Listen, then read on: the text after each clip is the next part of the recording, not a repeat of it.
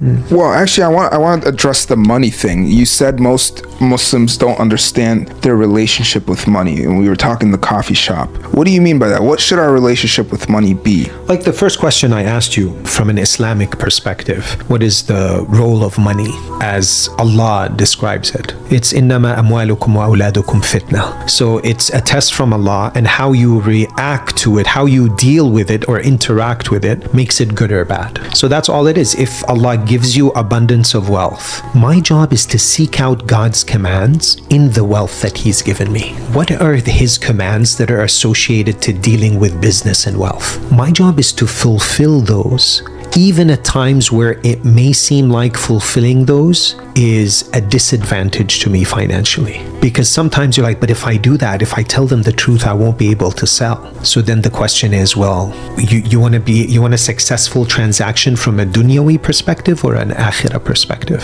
From a dunyawi perspective, it's whether you made or lost money. From an akhirah perspective, it's whether you fulfilled God's command in the money.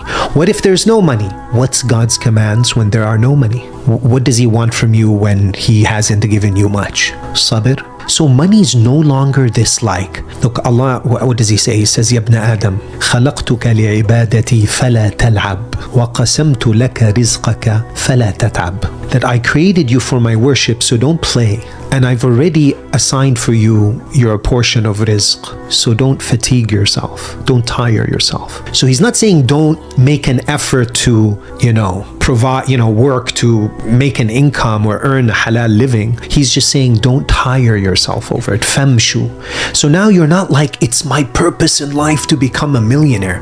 It's your purpose in your life to worship Allah and become a slave of Allah, not a millionaire. You can be a slave of Allah that's a millionaire, or a slave of Allah that's a poor pauper. That's God's business. And that's how fair God is, because now it means that the billionaire and the pauper Muslim both have equal opportunity. Remember when I told you Allah describes Sulaiman, ni'mal abd innahu awwab, and Sulaiman is shakur. Allah describes him as what a great servant. He's always returning to Allah. And then right after it, the story of Ayub. Inna wajadnahu sabiran. We found him sabir. Ni'mal abd innahu awwab. What a great servant. He is returning always to God's command. So the one with a difficult trial in his life and very little means is being described in the same way as a great servant, because he's returning to God's command as it relates to trials and poverty and sickness. And Sulaiman alayhi salam is returning to God's command in terms of how do I react when I have all this wealth? And both are equally successful.